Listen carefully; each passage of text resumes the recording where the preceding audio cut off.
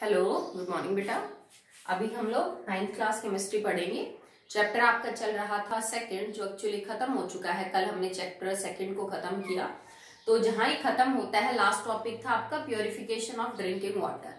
तो उसके बाद कुछ एक्सरसाइज दे रखे हैं, कुछ सॉल्व कुछ अनसॉल्व।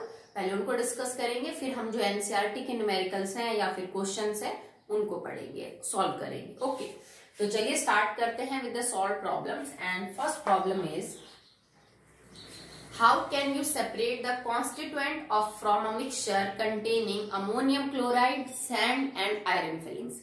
कहता है कि आपके पास एक मिक्सचर है तीन चीजों का, ammonium chloride, iron and sand. इनको आप कैसे सेपरेट करोगे? So you have ammonium chloride plus sand और आयरन फिलिंग्स का मतलब यूं समझ लीजिए कि आयरन को हमने बारीक जो है वो छोटे छोटे टुकड़ों में जो है वो काट रखा है। मतलब यूं नहीं है कि कोई लोहे का टुकड़ा डाल दिया हमने, क्योंकि वो तो फिर तुम हाथ से ही निकाल लोगे। हमने थोड़ा बारीक सा आयरन को करके और फिर डाल रखा है, ठीक है।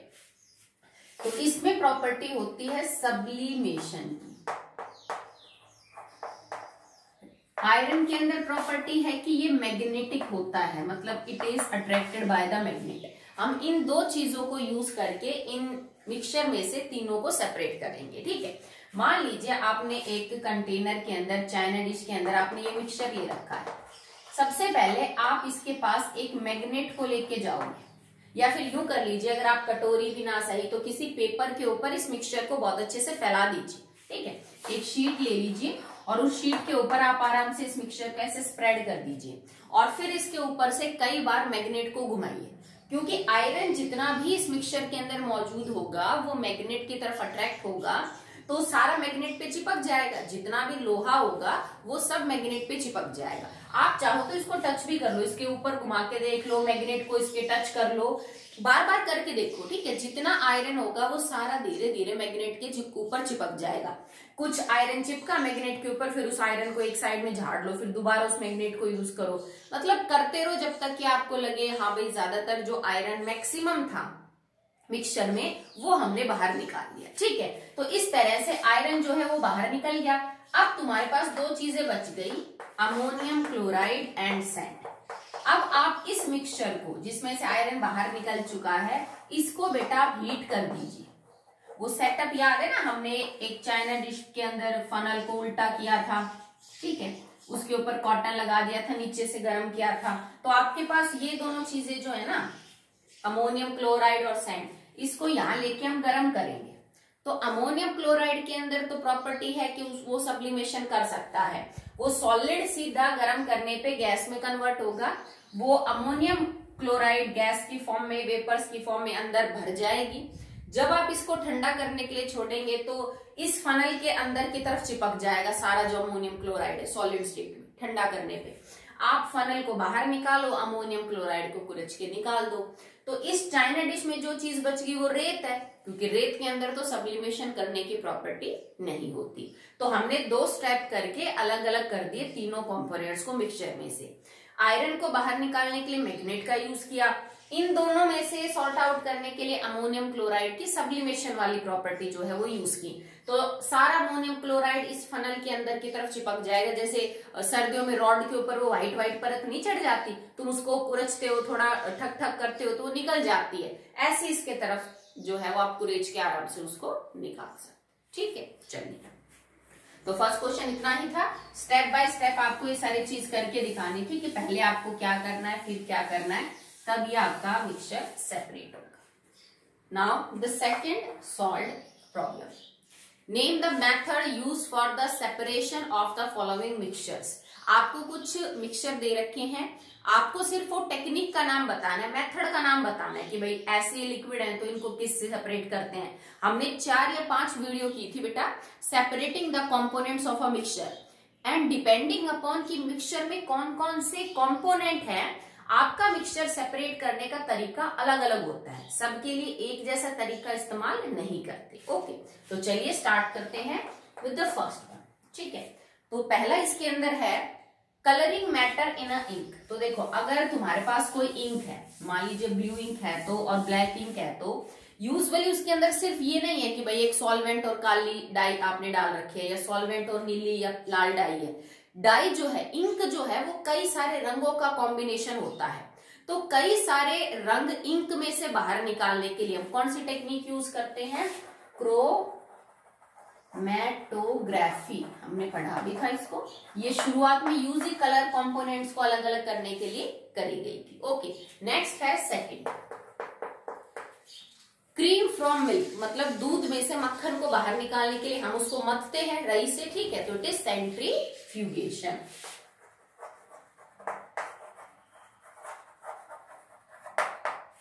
ठीक है। Third, dye from a black ink. अब इसने क्लियरली आपको ये बोल दिया कि एक ब्लैक इंक है और उसमें से आपको डाई बाहर निकालनी है, मतलब ये जो ब्लैक कलर का कंपोनेंट है आपको ये चीज बाहर निकालनी है। तो ये हमारा फर्स्ट टेक्निक थी सेपरेशन ऑफ कंपोनेंट्स में। इसको हम सिंपल इवोपोरेशन से करेंगे। देखो, इसने बेटा बोला है कि अगर आपके पास काले कलर की डाई है तो उसमें से सिर्फ आपको ब्लैक डाई बाहर निकालनी है, तो इवोपोरेशन करेंगे। यहां तो हमने क्या यूज किया था कि एक इंक में से अलग अलग रंग बाहर करने थे, तो हमने क्या यूज किया? क्रोमैटोग्राफी। ठीक है। नेक्स्ट है पेट्रोल एंड वाटर। अब इतना तो आप जानते हो बेटा, पेट्रोल और पानी आपस में नहीं मिलते हैं। तो ये एक ऐसी कंडीशन है जिसमें दो liquid, water liquid, petrol liquid, जो एक दूसरे में इमिसिबल है, घुलते नहीं है, उनको आप कैसे सेपरेट करोगे? Bye separating funnel. Bye separating funnel. Petrol ऊपर रहेगा पानी के और नीचे पानी रहेगा, वो आप नीचे से नॉब खोल के धीरे धीरे पानी को बाहर निकाल लेना। तो दो इमिसिबल लिक्विड्स के लिए सेपरेटिंग फनल। नेक्स्ट है common salt from sea water. अगर आपको नमक बाहर निकालना है समुद्र के पानी से, तो हम क्या करते हैं बेटा? उसको समुद्र के आसपास क्यारी बना के और उसको इवोपरेट करवाते हैं ताकि पानी उड़ जाए और जो नमक है वो क्या रह जाए? नीचे। सो बाय इवोपरेशन। आप इसमें एक चीज और भी लिख सकते हो बेटा, क्योंकि इवोपरेशन करने से आपको जो प्योर है वो नमक तो बाहर नहीं मिलेगा। तो अगर आपको प्योर नमक चाहिए तो पहले इवोपरेट करते हैं समुद्र के पानी में से पानी को, और फिर क्रिस्टलाइजेशन करते हैं, तब जाके हमें पूरा मतलब नमक साफ मिलता है। तो ये दो प्रोसेस एक्चुअली में करने पड़ते हैं। नेक्स्ट है hydrated copper sulphate from its aqueous solution. ठीक है, आपके पास कोई इम्प्योर कॉपर सल्फेट है, हम कल ही बात कर रहे थे इसके बारे में, और उसमें से आप प्योर कॉपर सल्फेट को बाहर निकालना चाहते हो। हाइड्रेटेड का मतलब है वाटर के साथ, क्योंकि कॉपर सल्फेट का पूरा फॉर्मूला ये होता है बेटा CuSO4.H2, तो .H2, तो ये 5.5H2। तो जिन कंपाउंड्स के साथ पीछे वाटर मॉलिक्यूल जुड़े हैं उन्हें हम हाइड्रेटेड बोलते हैं। तो कह रहा है कि अगर आपके पास इम्प्योर कॉपर सल्फेट है, आपने उसको पानी में घोला, सैचुरेटेड सॉल्यूशन बनाया, एक्वा सॉल्यूशन बन गया, इससे प्योर कॉपर सल्फेट बनाना, प्योर CuSO4.5H2 बनाने के लिए हम कौन सा मेथड यूज करेंगे? क्रिस्टलाइजेशन, बिकॉज कॉपर सल्फेट के क्रिस्टल्स बनते हैं। So the method will be crystallisation. ठीक, नेक्स्ट है pure water from salt water. ठीक है, अब आपको करना है प्योर वाटर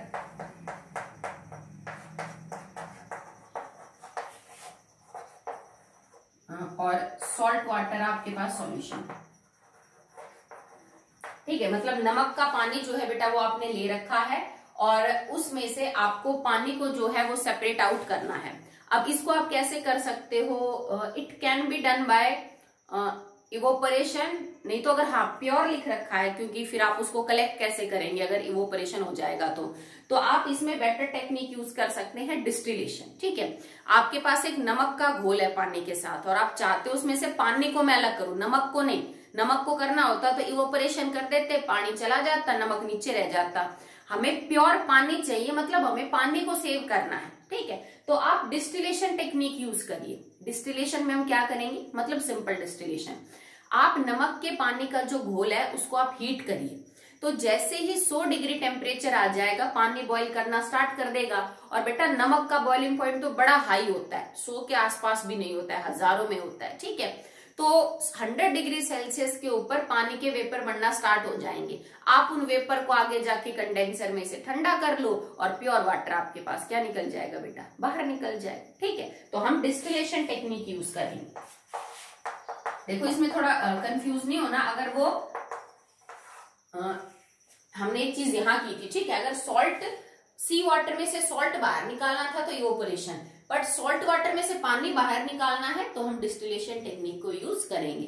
डिपेंडिंग अपॉन कौन सा कंपोनेंट आपके लिए इंपॉर्टेंट है, आप किसको सेव करना चाहते हो। नमक बनाना था तो पानी मेरे लिए इंपॉर्टेंट नहीं था, वो भाप बन के उड़ जाए, मुझे पानी को सेव नहीं करना था।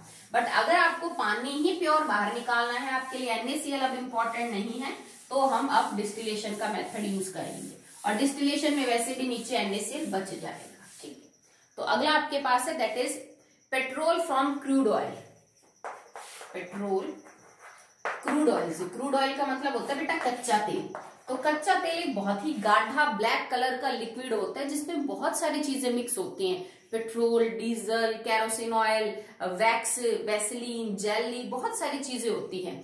तो उन सब का बॉइलिंग पॉइंट पास पास होता है। तो हम कौन सी टेक्निक यूज करेंगे? Fractional distillation. फ्रैक्शनल डिस्टिलेशन, क्योंकि उनके बॉइलिंग पॉइंट का डिफरेंस कम है, दैट्स व्हाई फ्रैक्शनल डिस्टिलेशन। अगला है अमोनियम क्लोराइड एंड सैंड। तो ये तो अभी किया हमने। अमोनियम क्लोराइड और सैंड में अमोनियम क्लोराइड सब्लिमेशन करेगा, ये सैंड नहीं करेगा।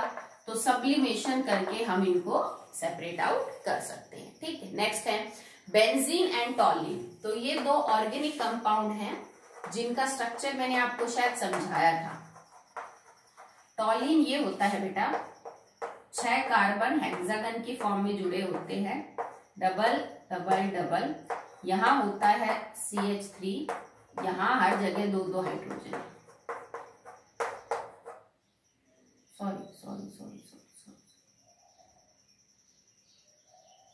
सॉरी बेटा, सॉरी, एक आया, सॉरी। और शायद मेरे ध्यान आ रहा है कि मैंने शायद पहले भी आपको बेंजीन का स्ट्रक्चर बताया, तो शायद में भी ध्यान नहीं है मेरे, 2 हाइड्रोजन बता दे, उसको करेक्ट कर लेना बेटा, सॉरी, ठीक है। कार्बन 4 ही बॉन्ड बनाते हैं, हाइड्रोजन एक एक रहेंगे, ठीक है। मुझे ध्यान नहीं है श्योर एक्चुअली में, अगर एक हाइड्रोजन बताई है तो ठीक है बिल्कुल, बट अगर टॉलिन का स्ट्रक्चर में मैंने 2 हाइड्रोजन बताई तो प्लीज उसको करेक्ट कर लेना, ठीक है। एक हाइड्रोजन एक कार्बन 2 और 1 3 और 4 बॉन्ड बना रहे, this is the structure of टॉलिन। अगर बेंजीन के स्ट्रक्चर की मैं बात करूं तो हर कॉर्नर के ऊपर कार्बन है, ठीक है, वही double bond double bond double bond, हर कार्बन एक एक हाइड्रोजन कैरी करेगा और यहाँ पे भी एक H। तो this is the structure of benzene. ये कोई कंपलसरी नहीं होता है कि डबल बॉन्ड यहाँ ही लगाना है, आप इधर इधर और इधर भी लगा सकते हो। एक छोड़ एक कार्बन के ऊपर सिंगल और डबल बॉन्ड जो है वो होता है। Please I am again telling you, मुझे थोड़ा आ रहा है जैसे मैंने शायद आपको 2 हाइड्रोजन बता दिए, तो उसको प्लीज ठीक कर लेना, ठीक है।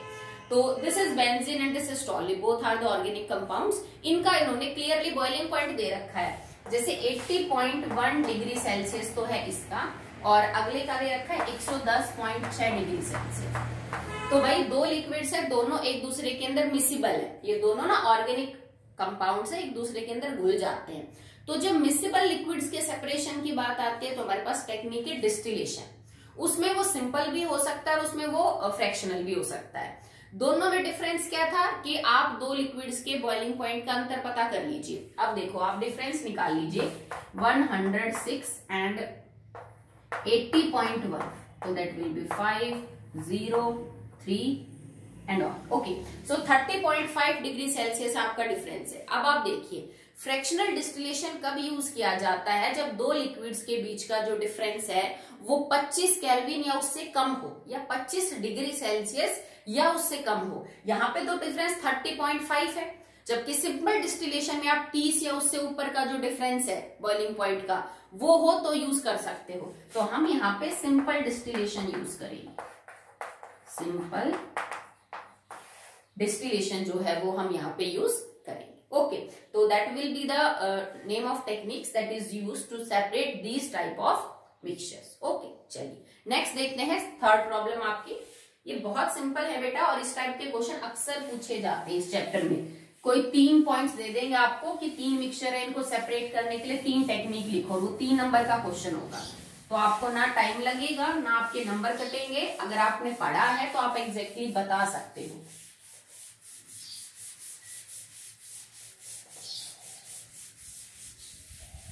So now the problem is third. It is a fill in the blanks type question है.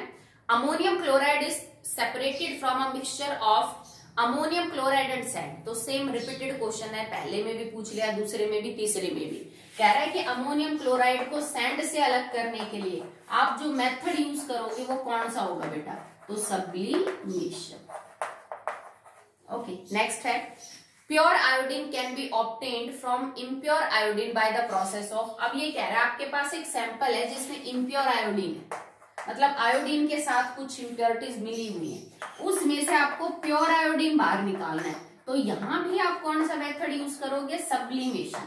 क्योंकि गिने चुने 5-7 कंपाउंड्स हैं अकॉर्डिंग टू योर सिलेबस जिनके अंदर सब्लिमेशन की प्रॉपर्टी है, just like benzoic acid, iodine, ammonium chloride, naphthalene, camphor, dry ice. तो ये भी कर सकते हैं सब्लिमेशन.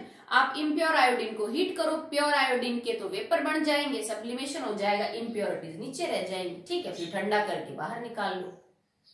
अगला है copper filings can be obtained from a mixture of copper and iron filings by using.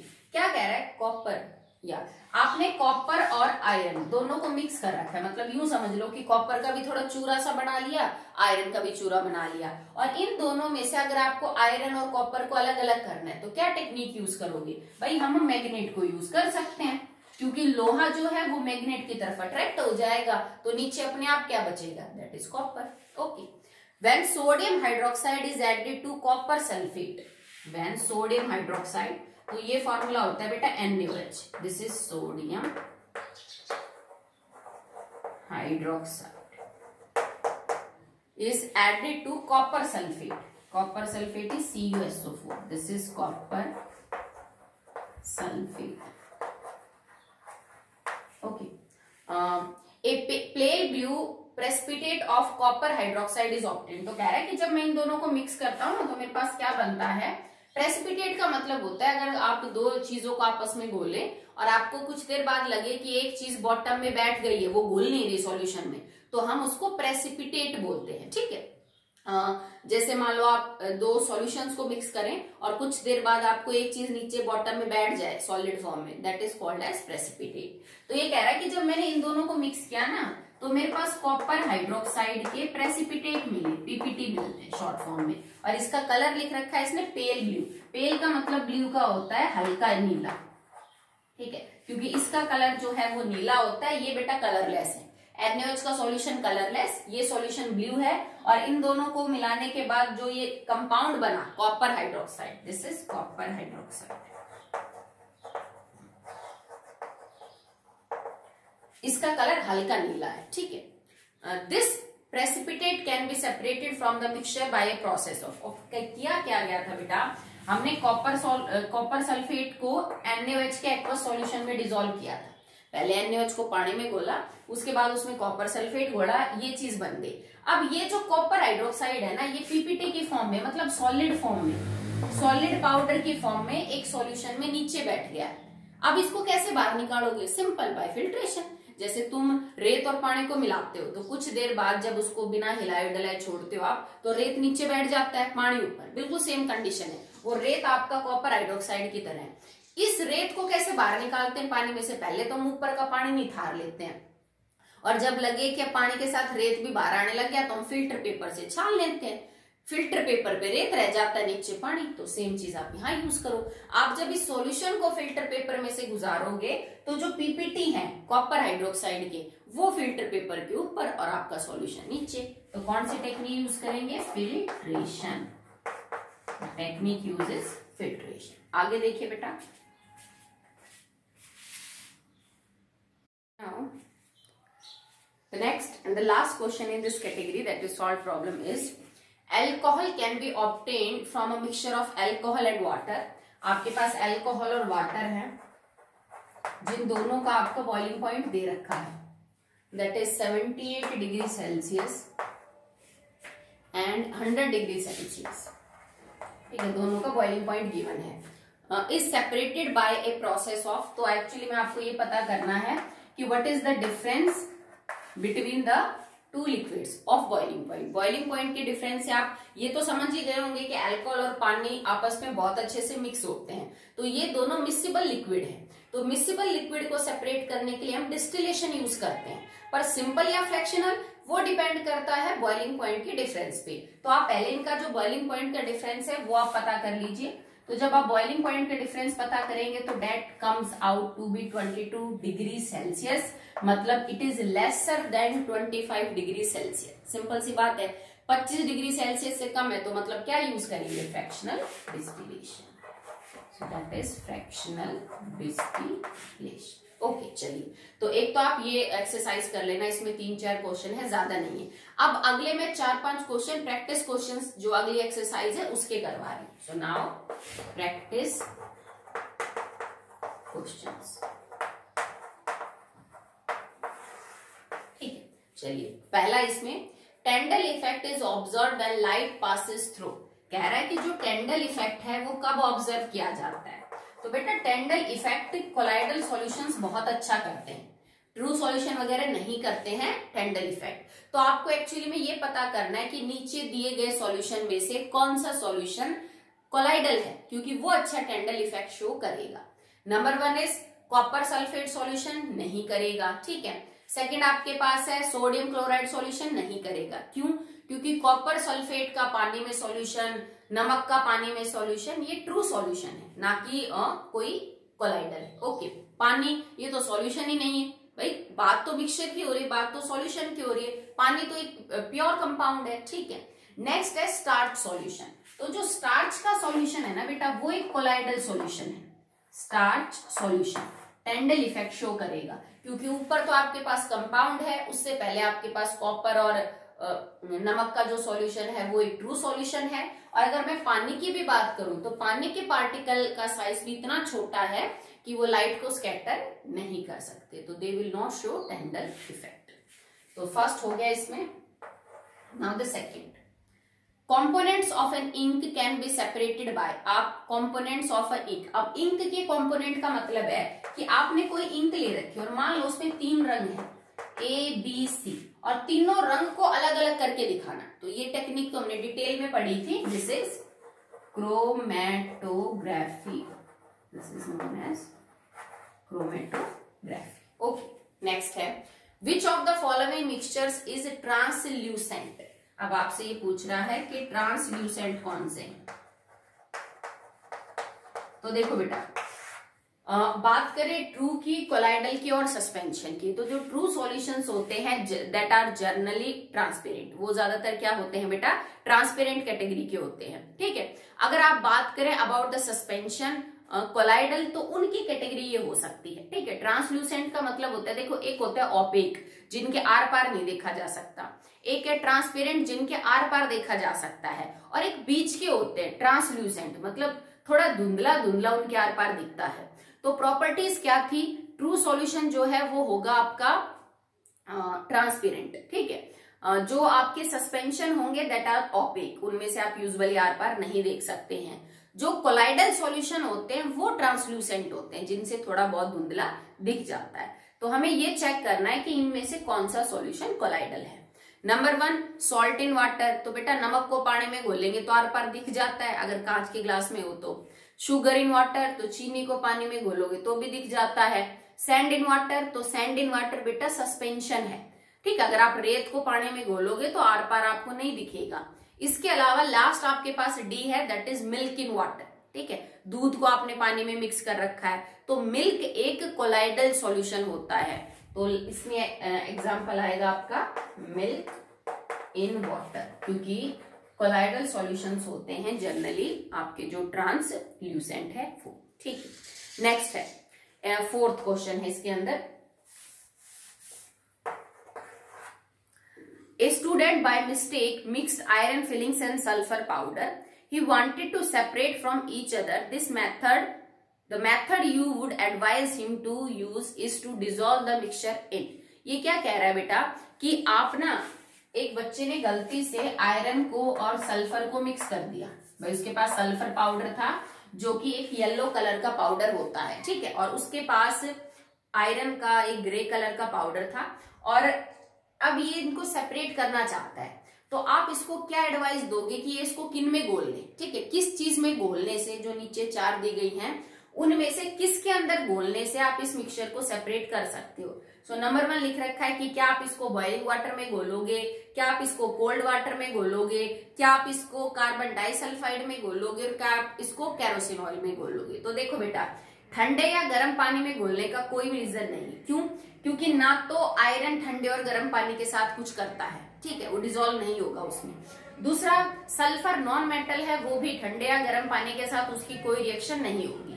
तो आपके पास बची 2 चीजें, that is carbon disulphide and kerosene. अगर इनमें से मैं चेक करूं तो carbon disulphide is a non polar compound. तो कार्बन डाइसल्फाइड के अंदर जो है वो सल्फर डिसॉल्व हो जाएगा, sulphur can dissolve in this compound, iron dissolve नहीं होगा, ठीक है। तो देखो, करने को तो आप मैग्नेट से भी इनको सेपरेट कर सकते हो, बट क्वेश्चन में क्लियरली लिख रखा है कि किसके अंदर घोल के अलग कर सकते हो। तो पानी या केरोसिन ऑयल के अंदर नहीं, बट कार्बन डाइसल्फाइड में सल्फर घुल जाता है, तो दोनों में से ये तो घुल के सॉल्यूशन बना लेंगे, आपका आयरन रह जाएगा। इस तरह से आप आयरन और सल्फर के मिक्सचर को अलग अलग कर सकते हो, ठीक है। तो हमने कुछ सॉल्व प्रॉब्लम्स की और 4 क्वेश्चन किए हैं प्रैक्टिस क्वेश्चन से। तो आज के लिए इतना ही, आप इस काम को फेयर अप कर लीजिएगा। ओके बेटा।